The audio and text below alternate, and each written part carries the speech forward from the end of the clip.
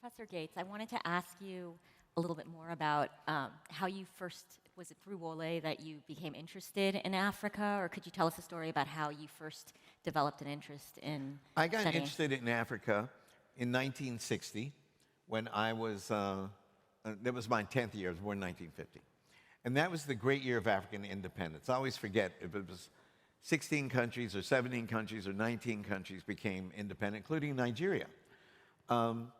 And I was in the 5th grade, and I memorized the names of all. We had a weekly, a map of current events that would come. And there would be like 10 stories, and they would put the numbers on the countries. And that was Patrice Lumumba, and Chombe, and the Belgians, and the Congo, and all those other things that were unfolding on the African continent. And I memorized the names of each of the African countries and the names of their leaders. And I thought it was so, well, I memorized it the way that Walter Cronkite said them on TV, or Walter Winchell, or whoever it was. And that same year, in Reader's Digest, there was a story. We got Reader's Digest every month, and Reader's Digest condensed books. Remember those? Mm-hmm. And there was a story in Reader's Digest about a little African boy who had walked across the equator, and had ended up in, I don't know, Seattle or someplace, and been saved by missionaries, and then had been fleeing a war or something. And I was intrigued with that idea of walking across the equator. And so when I was 19, and there was no reason for me to be, nobody in my hometown was interested in Africa, nobody in my household was interested in Africa. And when I was went off to Yale, Yale had a program called 5-year BA. And between your sophomore and junior year, 12 people were chosen. It was very competitive. And if you were chosen, you got a gap year, halfway through your undergraduate education. And I was chosen, and I was pre-med. I was raised to be a doctor. You know, my mother, we're here in the blessed, our room has been blessed already, right? For my mother, God rest her soul, in heaven was the Father, Son, the Holy Ghost, and a medical doctor. You know, that was, Skippy Gates was going to be a medical doctor. For Christmas, I got a stethoscope, you know, birthday dissecting kit.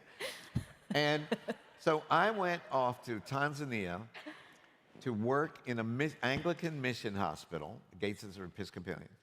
An Anglican mission hospital in central Tanzania, in the bush. And that year, I flew from, you know, in those days, air miles, they didn't have frequent flyer miles, you had air miles. So if Wally's JFK, and that man over there is Dar es Salaam Airport, I happen to remember there are 11,000 air miles between JFK and Dar es Salaam. So, and you could stop anywhere in between. And I had Europe on $5 a day. Remember that book? Europe on $5 a day, backpack, a pair of sandals, blue jeans, you know, 3 books, and $500 for the year. And I went from New York to London to Paris to Amsterdam to Rome to Athens to Tel Aviv to Addis Ababa to Nairobi to Dar es Salaam over 2 months. And then I went out to the bush, and I lived there from August till December, and moved into Dar es Salaam. And I wanted to go to Zanzibar, so I'm at the dock. And one night we sailed a dhow, which is a fishing boat, Arab fishing boat, D-H-O-W. And there was this white guy who had just graduated from Harvard and been kicked out of then Southwest Africa, which is now Namibia.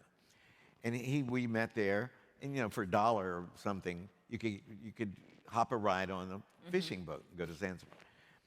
And halfway to Zanzibar, with this big, beautiful sky, where you could see the Southern Cross, you know, which you can't see up here. I told him, he told me his fantasy was to go from Cape to Cairo, like Cecil Rhodes wanted to build the railroad.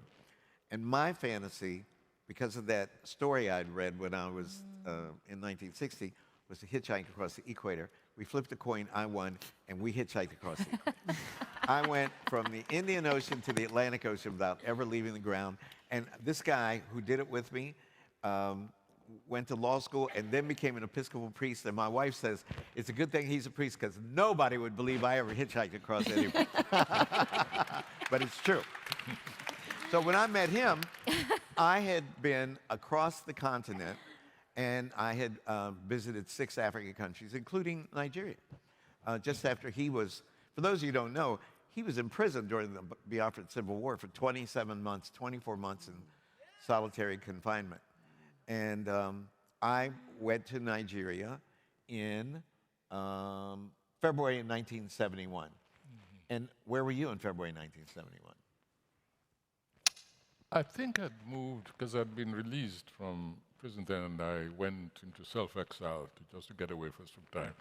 So around that time, I was just an itinerant lecturer. I don't think I had a mostly in the south of France, I think in Belmonte, where I borrowed a cottage from Gerald Moore, and that's where I wrote The Man Died, Prison Memoirs. Yeah, so I think The I Man was in Died. south of France. That's his prison memoirs. So he gets out of jail. He, 27 months, he writes, out of prison, sorry, he writes his prison memoirs, and he publishes them, and they try to put him in prison all over again. So that's why he's in England when I got the fellowship, and we ended up at Cambridge. God works in mysterious ways. Isn't that true? Oh,